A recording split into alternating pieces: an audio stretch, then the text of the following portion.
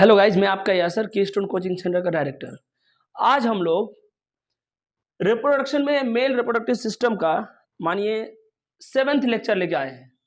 अब देखिए, इस 7th लेक्चर में हम लोग पढ़ेंगे पेनिस के बारे में। ये पेनिस यहाँ लिखा हुआ है कॉपुलेटरी ऑर्गन ऑफ मेल, यानी मेल को कॉपुलेशन करने के लिए, यानी स्पर्म को फीमेल तक पहुंचाने के लिए अगर कोई एक कनेक्टर है जो कनेक्ट करता है, यानी ये मेल बॉडी है और ये फीमेल बॉडी है, इस दोनों के बीच में ये कनेक्टर ऑर्गन काम करता है, यानी इसी के थ्रू स्पर्म निकाल के फीमेल के अंदर जाता है। तो देखिए, इसके लिए 2 पॉइंट्स लिखा हुआ है, 2-3 points. Copulatory organ of male, यानी मेल को कॉपुलेशन करने के लिए ये ऑर्गन जरूरी है। इंट्रोमिटेंट यानी बोलते हैं कनेक्टर, हम लोग इसको कनेक्टर ऑर्गन भी बोलते हैं क्योंकि ये मेल और फीमेल बॉडी को कनेक्ट कर रहा है, एक दूसरे से जोड़ रहा है। उसके बाद है made up of special erectile tissue, ये स्पेशल इरेक्टाइल टिश्यू से बना हुआ है, ये भी बात सही है। अगर ये इरेक्टाइल मतलब ये ऐसा टिश्यू से बना हुआ है जो कि इरेक्शन होता है, यानी बड़ा होता है फिर छोटा होता है, इसको हम लोग बोलते हैं इरेक्शन। अब देखिए, यहां हम लोग उसका स्ट्रक्चर बनाए हुए हैं। स्ट्रक्चर में आपको दिख रहा होगा, ये हम लोग क्या किए, पेनिस को ऐसे ऐसे करके लॉन्गिट्यूडनल सेक्शन में काट दिए हैं। अगर हम लॉन्गिट्यूडनल सेक्शन में पेनिस को काटते हैं तो कुछ ऐसा दिखता है। इसमें थोड़ा सा कंफ्यूजिंग वाला है कि कौन सा मसल्स कैसा है और कितना नंबर में है, इसको हम लोग डायग्रामेटिकली अच्छे से समझते हैं। बच्चों ध्यान दीजिए, इसके बाहर वाला जो एक मसल है, यानी सबसे बाहर वाला मसल्स, इस मसल्स को हम लोग बोलते हैं कॉर्पोरा कैवर्नोसा। क्या बोलते हैं? कॉर्पोरा कैवर्नोसा, ये वाला मसल्स। आप एक चीज देख पा रहे हैं, ये जो मसल्स है ये 2 है, एक इस साइड है, यानी एक गोल होके इस साइड और एक इस साइड। अगर हम बात करें, मानिए कि पेनिस है, तो पेनिस में एक साइड ये मसल्स रोल होके और एक साइड एक और मसल्स रोल होके, यानी ये 2 मसल्स 2 साइड है पेनिस का। अब देखिए, एक और मसल्स आपको दिख रहा है, ये वाला मसल्स। अब देख रहे हैं, ये पूरा यहां से यहां है, ये फिर ये और फिर ये, यानी ये एक ही मसल से, ये 2 पार्ट में डिवाइड नहीं है। फिर आप बोलिएगा सर ये भी तो 2 दिख रहा है, यहां से एगो और फिर यहां से एगो, नहीं, ये रोल हुआ है। मतलब मानिए आपका अगर यूरेथ्रा, ये नली है, यहां से अगर ये पेशाब का नली है, अगर ये यूरेथ्रा, तो ये पूरा रोल किया हुआ, उसको घेरा हुआ, यानी बीच में आपका यूरेथ्रा है और यहां से घेरते हुए आया और यहां पर बल्ज हो गया। बच्चों, जो बाहर वाला मसल है कॉर्पोरा कैवर्नोसा, ये 2 है, एक इस साइड और एक इस साइड, लेकिन ये एक ही मसल से, ये इसको हम लोग बोलते हैं कॉर्पस स्पंजियोसम। क्या बोलते हैं? Corpus spongiosum. ये होता है, एक ही होता है कॉर्पस स्पंजियोसम, और कॉर्पोरा कैवर्नोसा ये 2 होता है। इसका काम देखिए, जो कॉर्पोरा कैवर्नोसा है उसमें ब्लड वेसल्स होता है। क्या होता है? ब्लड वेसल्स, यानी इसमें इसके अंदर ब्लड वेसल्स है, ये इसके अंदर ब्लड वेसल है, इसके अंदर भी ब्लड वेसल है। उन ब्लड वेसल का काम क्या है? ये इसको इरेक्ट रहने में, यानी पेनिस को इरेक्शन में हेल्प करता है। क्या करता है? पेनिस को इरेक्शन में हेल्प करता है। मानिए इधर ब्लड वेसल है, ब्लड वेसल है, जब इधर से ब्लड आ रहा है तो आपका पेनिस इरेक्ट होने में, यानी पेनिस को स्टैंड होने में हेल्प करता है। कौन? Blood vessels. और वो ब्लड वेसल्स इनके अंदर है, कॉर्पोरा कैवर्नोसा के अंदर, इसीलिए लिखा है ब्लड वेसल्स। अब देखिए, जो कॉर्पस स्पॉन्जियम है, स्पॉन्जियोसम है, ये इसका क्या काम है? ये क्या करता है? ये भी इरेक्टेड फॉर्म में जो यूरेथ्रा है उसको मेंटेन रखने में, यानी यूरेथ्रा लूज ना हो जाए। यूरेथ्रा एक दूसरे को, मानिए ये यूरेथ्रा है, अगर इधर लूज हो जाएगा तो सीमन को आने में या फिर यूरिन को आने में प्रॉब्लम हो सकता है। यानी गैमेट को आने के लिए इसका क्लियर होना जरूरी है, और इसको क्लियर करके, यानी इसको टाइट करके रखता कौन है? ये मसल, इसका नाम है कॉर्पस स्पॉन्जियोसम। फिर से, कॉर्पस कॉर्पोरा कैवर्नोसा का काम है पेनिस को इरेक्ट रखना। ब्लड वेसल्स इसके अंदर होता है, ब्लड अगर फील्ड हो जाता है, पेनिस इरेक्ट हो गया। और इसका काम है, ये जो नली है यूरेथ्रा, इसको जैसे का वैसे रखना ताकि ये कोलैप्स ना हो, ये एक दूसरे को टच ना करे, और ये नली अगर कोलैप्स होगा तो ठीक से वहां से सीमन नहीं निकलेगा। तो ये नली को क्लियर रखता है, यूरेथ्रा को। कौन? Corpus spongiosum. Keep the urethra open, ये यूरेथ्रा को हमेशा ओपन रखता है। अब देखिए, ये जो ऊपर वाला पार्ट है, ये सामने वाला पार्ट, इसको हम लोग बोलते हैं ग्लांस पेनिस। क्या बोलते हैं? Glans penis. पूरा का पूरा ग्लांस पेनिस अगर देखा जाए तो वो आपका कॉर्पस स्पोंजियोसम से ही बना हुआ है, ये ग्लांस पेनिस। ये दो हिस्सा में ऐसा नहीं है, बट मैं ऐसे काट दिया इसलिए ऐसा हो रहा है। ये रोल्ड है, ये गोल है, ये बीच है। अब देखिए जो ग्लांस पेनिस है, ग्लांस पेनिस के ऊपर एक स्किन होता है। इस स्किन को हम लोग बोलते हैं फोर स्किन या फिर प्रीप्यूस। इस स्किन का देखिए जो मुस्लिम धर्म होता है यानी इस्लाम में इस स्किन को हटा दिया जाता है, रिमूव ड्यूरिंग सर्कमसिशन। और इसको हटा दिया जाता है काट के, इस स्किन को यहां से काट के हटा दिया जाता है इस स्किन को। तो इसका जो ग्लांस पेनिस होता है वो पूरा का पूरा एक्सपोज हो जाता है। अब देखिए ये यहां जो जुड़ा हुआ है यानी स्किन में जो आपका फोर स्किन है वो जहां पर जुड़ा हुआ है उस जगह को हम लोग बोलते हैं फ्रेन्यूलम प्रीप्यूस। क्या बोलते हैं? फ्रेन्यूलम। देखिए यहां से काट के इसको हटा दिया जाता है और जहां पर ये अटैच्ड रहता है उसको हम लोग बोलते हैं फ्रेन्यूलम प्रीप्यूस। ये देखिए इसको हम लोग बोलते हैं फोर स्किन या फिर प्रीप्यूस। ये रिमूव ड्यूरिंग सर्कमसिशन। अब देखिए ये foreskin attach to it, यहां पर फोर स्किन अटैच रहता है इसमें। यहां पर जो गैप होता है, यहां पर जो एक होल होता है जहां से निकलता है यूरिन या फिर सीमन, उस होल को नाम दिया गया है यूरोजेनिटल मेटस ओरिफिस। ये कौन सा होल है? जहां से सीमन या फिर जहां से यूरिन का निकासी होता है, जहां से एग्जिट होता है, जहां से निकलता है, इसका नाम है ये। अब देखिए यहां जो पेनियल मसल है या फिर रूट मसल है, ये वाला मसल यानी आपका जो यहां से पेनिस ये जो बनाया गया, ये जहां पर अटैच होता है, यहां ये पूरा का पूरा सिस्टम एक मसल से अटैच होता है, उस मसल्स का नाम है पेनियल मसल या फिर रूट मसल्स। अब देखिए अगर आप देख पा रहे हैं तो ये जो कॉर्पस स्पोंजियोसम है ये यहां जाके यहां कुछ ऐसा बल्ब नुमा हो जाता है। अब देखिए आगे ये दोनों एक ही है, गोल है। ये जो इस जो बल्ब वाला स्ट्रक्चर है इसको हम लोग बोलते हैं बल्ब। क्या बोलते हैं? बल्ब। यानी बल्ब कुछ और नहीं, कॉर्पस स्पोंजियोसम ही आगे जाके बल्ब का फॉर्मेशन करते हैं, expansion of corpus स्पोंजियोसम।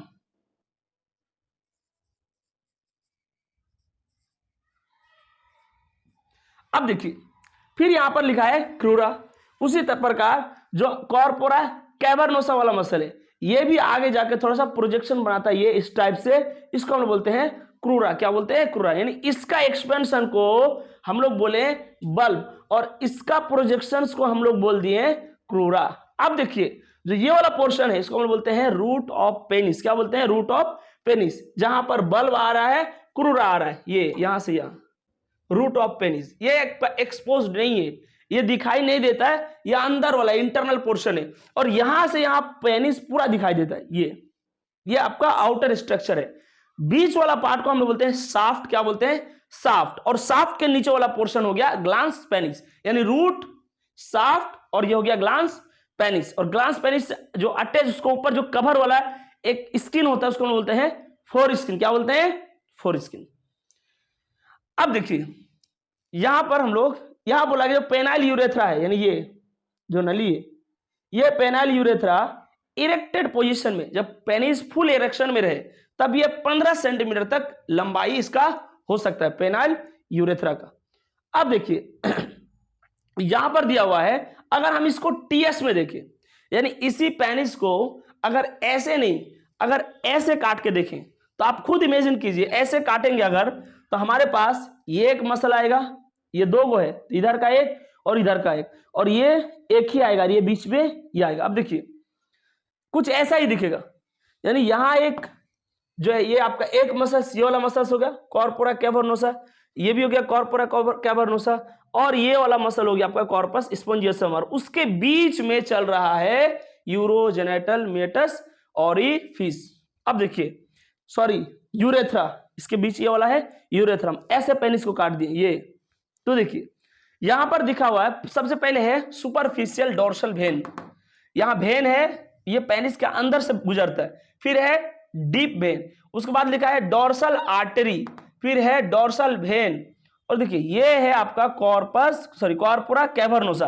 Corpora cavernosa के बीच में ये जो है इसको हम बोलते हैं डीप आर्टरी, यानी इसके बीच से जो एक जाता है बोलते हैं बी, उसको लोग बोलते हैं डीप आर्टरी।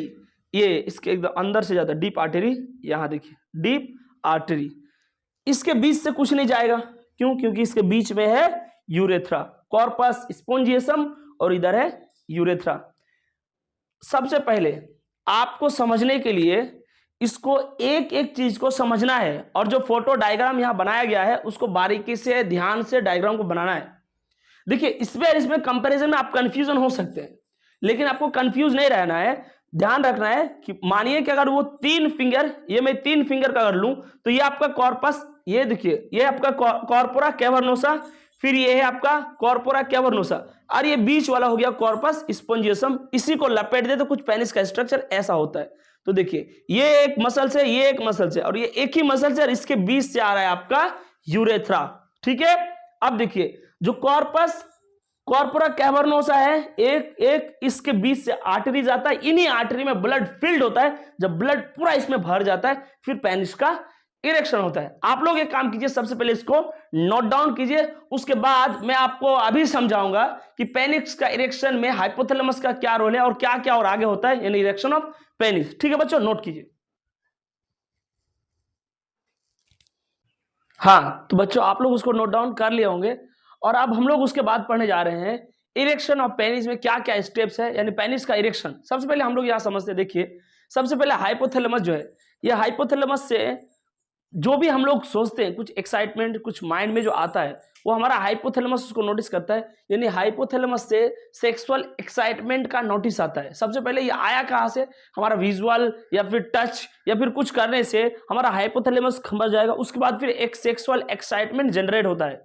उसके बाद देखो जो सेक्सुअल एक्साइटमेंट के बाद जो पैरासिम्पैथिक नर्वस सिस्टम है वो एक्टिवेट हो जाएगा। यानी हमारा अंदर जो नर्वस सिस्टम है उसमें से पैरासिम्पैथिक नर्वस सिस्टम, ये भी एक नर्वस सिस्टम का ही हिस्सा है।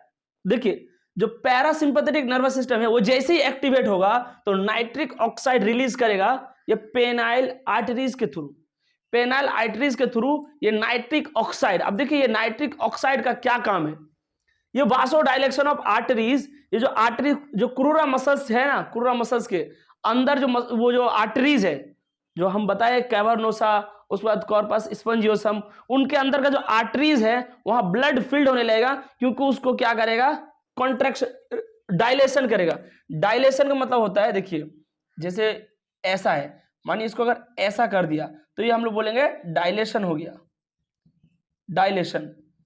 और अगर ऐसा था, ऐसा कर दिया, इसको बोलेंगे कंस्ट्रिक्शन। क्या बोलेंगे, कंस्ट्रिक्शन। तो देखिए जैसे नाइट्रिक ऑक्साइड पेनाइल आर्टरीज के थ्रू जो रिलीज हुआ वो वैसो डायलेशन कर दिया आर्टरीज का, यानी आर्टरीज को डायलेट कर दिया, आर्टरीज को फैला दिया। पेनिस के अंदर जो आर्टरीज है उसको चौड़ा कर दिया।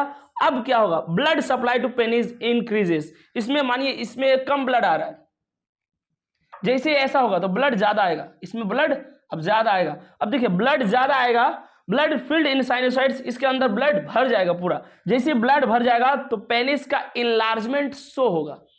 यानी सबसे पहले ऐसा होगा, फिर ऐसे, फिर ऐसे, फिर ऐसे, फिर ऐसे, धीरे धीरे धीरे धीरे उसका इंक्रीमेंट हो रहा है। यानी जैसे जैसे जैसे इसमें ब्लड ये डायलेशन हो गया, जितना जितना ब्लड जाएगा उतना उतना उतना उतना और ज्यादा आपका पेनिस का इंक्रीमेंट, वहां इनलार्जमेंट दिखने को मिलेगा। अब देखिए ये इनलार्जमेंट होगा तो वेनस ब्लॉकेज, अब पूरा तरह इसमें एकदम जो भी ब्लड है वो पूरा वेन्स सबको ब्लॉक टाइप से कर देता है, यानी पूरा ब्लड से लबालब भर गया है, पेनिस इरेक्टेड है। अब देखिए अब क्या होगा, इसमें फुल्ली इरेक्शन हो गया। अब देखिए फुल्ली इरेक्शन होगा, अब क्या होगा, परफॉर्म सेक्सुअल एक्टिविटी, उसमें सेक्सुअल एक्टिविटी परफॉर्म होगा। मानिए एमएसबी हो जाए या फिर कुछ और जो सेक्सुअल एक्टिविटी, क्वाइटस वगैरह होने के बाद अब क्या होगा, सिंपैथेटिक नर्वस सिस्टम एक्टिवेट हो गया। अब सिंपैथेटिक नर्वस सिस्टम एक्टिवेट हो जाता है, ये हमारा कंट्रोल में नहीं है। यानी जैसे सेक्सुअल एक्टिविटी परफॉर्म होगा उसके बाद जो इजोकुलेशन होता है उसको रोकना हमारा कंट्रोल में नहीं है। उसके बाद का जो सिस्टम आता है वो सिंपैथेटिक नर्वस सिस्टम कंट्रोल करता है। यानी सिंपैथेटिक नर्वस सिस्टम का कोई भी काम वो खुद करता है, वो हमारा हाथ में नहीं है। यहां से ये सब हमारा हाथ में, ये सब हम लोग खुद कर सकते हैं एक्साइटमेंट वगैरह, लेकिन जैसे ही एजुकुलेशन तक आएगा उसके बाद वो हमारा हाथ में नहीं रहेगा। यहां से होगा इजोकुलेशन हो जाएगा, इजोकुलेशन ऑफ सीमन। अब देखिए इजोकुलेशन हो गया, फिर दोबारा फिर सब कुछ रिलैक्स होगा। यानी वासो डायलेशन हुआ था, यहां पर नाइट्रिक ऑक्साइड के कारण डायलेशन हुआ था, अब दोबारा फिर ये कंस्ट्रिक्शन हो जाएगा एंड कुर्रा मसल्स कंट्रीब्यूट, दोबारा फिर ये अपना फॉर्म में आ जाएगा। ध्यान से देखिए जो यहाँ पर हाइपोथैलेमस है, हाइपोथैलेमस के पास कोई भी इंफॉर्मेशन, कोई भी स्टिमुलस बाहर से जैसे पहुंचता है, मानिए कोई चीज ऐसा देख लिया, कोई टच कर लिया जिससे सेक्सुअल फीलिंग आ सकता है, तो वहां से एक सेक्सुअल एक्साइटमेंट जनरेट होता है, फिर उससे पैरासिम्पैथिक नर्वस सिस्टम एक्टिवेट हुआ। पैरासिम्पैथिक नर्वस सिस्टम वो नर्वस सिस्टम का हिस्सा है जो कोई भी काम करता है वो हमारा हाथ में होता है, उसको हम लोग कंट्रोल कर सकते हैं, यानी यहां तक आप कंट्रोल कर सकते हैं। उसके बाद ये क्या करेगा, नाइट्रिक ऑक्साइड को रिलीज करेगा। नाइट्रिक ऑक्साइड जैसे रिलीज होगा तो वो वासो डायलेशन करेगा, पेनिस के अंदर जो आर्टरीज वगैरह है वो डायलेट होगा, डायलेट होगा तो उसमें ब्लड आएगा, ब्लड आएगा तो ये धीरे धीरे इरेक्टेड होगा, फिर ये जैसे पूरे तरह इसमें ब्लड फुल हो जाएगा, ये फुल्ली इरेक्शन होगा, फुल्ली इरेक्शन होगा तो सेक्सुअल एक्टिविटी परफॉर्म होगा, सेक्सुअल एक्टिविटी परफॉर्म होगा। उसके बाद उसी बीच में रिलीज हो जाएगा आपका इजैकुलेशन हो जाएगा सीमन का। सीमन का इजैकुलेशन ये पैरासिम्पैथेटिक नर्वस सिस्टम नहीं बल्कि सिंपैथेटिक नर्वस सिस्टम कंट्रोल करता है, ये सिंपैथेटिक नर्वस सिस्टम के रोल में आता है और वही कंट्रोल करता है। यानी सिंपैथेटिक नर्वस सिस्टम का सिंपल मतलब है ये वो नर्वस सिस्टम है जिसका कोई भी फंक्शन हमारा हाथ में नहीं है, यानी पेनिस से जो इजैकुलेशन अगर सीमन होना स्टार्ट हो गया उसको हम लोग रोक नहीं सकते। ठीक है बच्चों, वो इनवॉलेंट्री होता है। अब इजैकुलेशन हो गया, फिर दोबारा वासो कंस्ट्रिक्शन होगा क्योंकि डायलेशन हुआ था पहले, फिर दोबारा धीरे धीरे वो नॉर्मल शेप में आएगा। अब देखिए यहां तक अगर हम लोग मानते हैं तो यहां तक हम लोग डिटेल से एक एक पॉइंट से और एक एक लेक्चर में हर एक चीज को कवर करते हुए हम लोग मेल वाला पोर्शन को खत्म कर चुके हैं।